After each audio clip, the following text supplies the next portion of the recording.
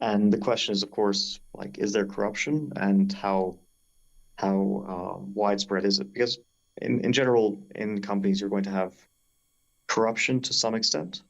That's kind of just how it works in companies, um, or at least what people would call corruption. And then, like, having seen behind the scenes in chess.com, things are pretty good, to be honest. Like they are pretty open with the public.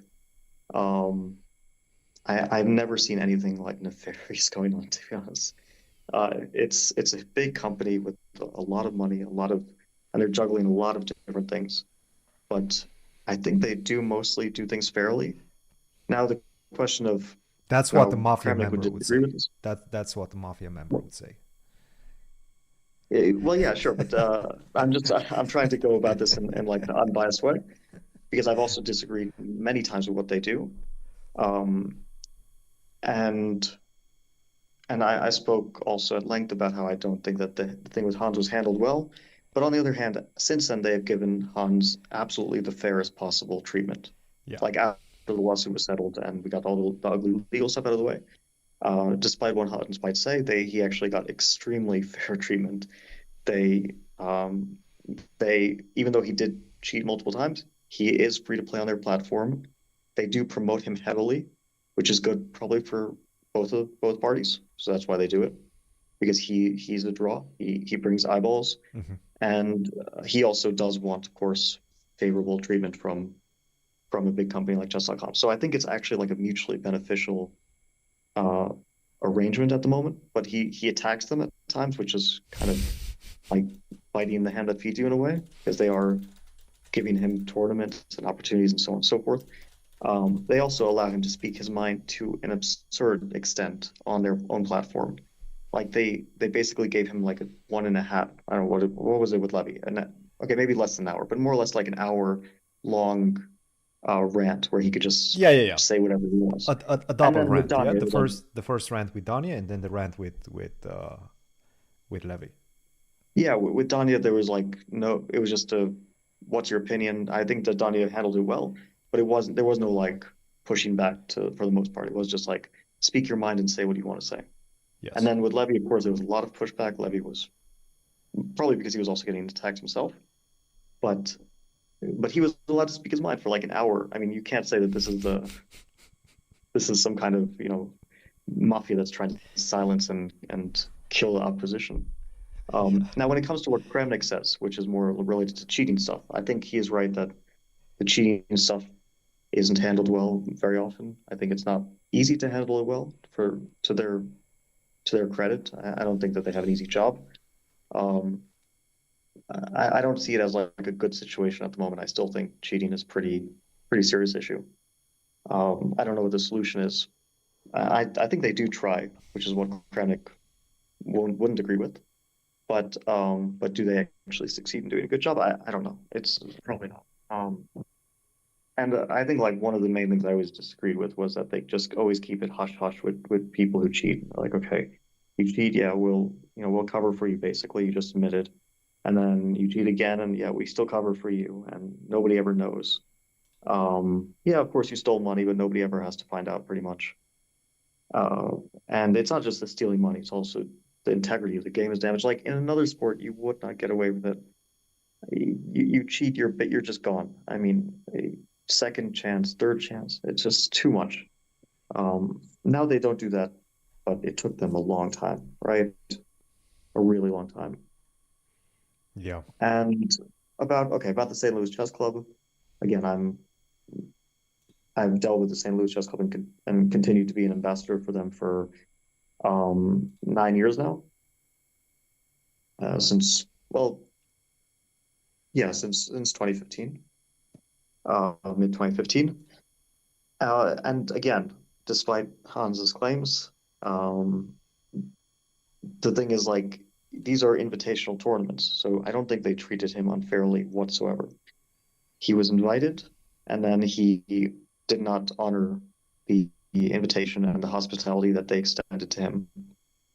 And after that, his invitations were withdrawn for I don't know what period of time. That's again, I have no insight into that besides what was like No, I think officially said. the public is the public discussion is that he's going to get somewhat reinstated if they decide to do so at the end of 2024. But 2024 was when he was banned from the club, from club But tournaments, yeah, which by the way don't include the U.S. Championships, which he's going to play. yeah, yeah. So the U.S. Championship is sponsored and held in the St. Louis Chess Club. Well, in the Hall of Fame, I think, but okay, basically the St. Louis Chess Club. And he qualified legitimately. It's all a qualification process. There's one wild card, I think, that they decide on, but besides that, everyone who qualifies has the right to play, and he's one of those players, as virtue of being like, I don't know, fifth highest in the country, I think. Mm-hmm. So, um, yeah, that's besides the point. The point is that there are tournaments that are invitational tournaments, and there are tournaments that you qualify to, and you can't expect to be invited to tournaments. Like you don't have that. You don't have that. You can't have that expectation. I don't expect to get invited to every tournament. And if I've had a falling out with an organization, I certainly wouldn't expect to get invited to the tournament. Now, maybe they would, but that's up to them. That's their discretion. And that's the same for the St. Louis Chess Club. They have tournaments like the U.S. Championship, which the St. Louis Chess Club does not have a right to uninvite someone who qualified legitimately. But there are tournaments that are just invitationals, like the one that's coming up after that, the Chess 9LX Fisher Random Tournament. That is purely just they invite based on whatever criteria they want. And I think they mostly do it by like rating in the country. They want to invite American players. So by that criteria, yes, Hans would be a logical choice, but it's an invitational. It's not something you're entitled to. And this is just something that I think every chess player at some point finds out that if you aren't on good terms with an organization, they have the right to not invite you. Yeah. Maybe at some point it will change. In fact, I hope it does. I don't want, like, I think he's a very strong player and he deserves, at some point, if he's not burning his bridges to play in top tournaments. But that's not up to me. That's up to the organizers. And it's going to be that with other organizers, not just St. Louis Chess Club, many others. Now he complains um, that he's uninvited. Let's say Kashima Memorial, another tournament that I have played in the past. And I don't know the details of this. That's what he says, that he was uninvited after being invited. Yes. Now, again, I don't know the details. Normally, if you're invited, then honor code is, your invitation stands. I don't know the details behind that one. Yeah, that's basically what I said as well. Basically, if you shouldn't be able to rescind like that, or at least it shouldn't be. Yeah, but then the question is like, was it a tentative, like verbal, like, are you available to play sort of thing, or did he actually get a contract? And then it gets into legal stuff. I'm No, not. I don't think there was a contract. If there was a contract, then probably. probably he would be able to actually sue. But I don't think. Yeah. Okay. that's Well, the case. it's also very difficult to like.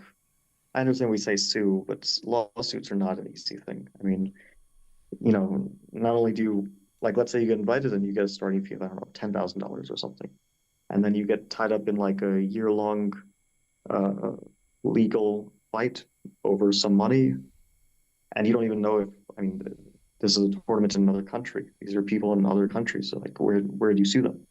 So it's okay. Lawsuits are really not the answer. Normally, you just kind of build relationships, and then you improve your rating, and at that point, you get all the invitations that you could ever want. That's usually how it works out. But yeah, of course, building relationships is part of it. That's the system. I mean, there are also tournaments like you can survive entirely based on tournaments that don't have an invitational process, like FIDE events, World Cup, Grand Swiss, Grand Prix, if they have that, the U.S. Championship if you're in the United States, and other events, the online events. Like you could definitely pretty much make a year full of tournaments on that. But there are a lot of invitationals too, and most players do want to play those as well. So I understand his position, but again, like if he was playing another sport, he would not have been able to return to chess so easily after cheating on more than one occasion, even if it was just online, even if it was for almost no money. Still, like other sports would take this more seriously. Chess is very forgiving in that regard, and overall, I don't know if he has a legitimate complaint to say, I'm not getting invited to all the tournaments I want, because, well, when I cheated, it was, 5 years ago or whatever, and who cares now? Because actually, people do care. That's the thing.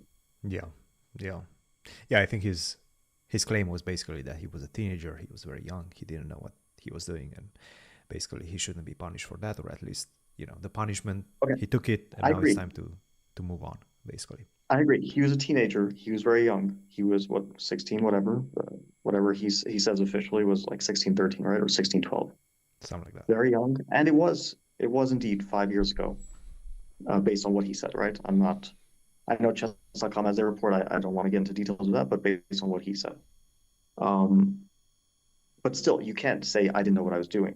Like, still a 16-year-old has the understanding that you don't cheat, right? I mean, like this is basic. But Yes. at least that it's not like a 16-year-old would not cheat and then say I'm cheating because they understand that it's a bad thing, so they would hide it, right? They would do it secretly.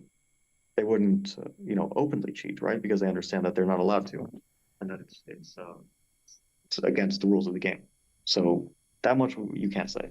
That you were young and you made a mistake, yes, of course, that's absolutely true. And uh, with like pretty much any crime, I would give more lenience to someone who's younger. I mean, the younger they are, the I think more lenience and understanding we have as a society. But still, that you're not 5 years old. You're 16. You still understand it's wrong. Yeah. Yeah. Cool. All right.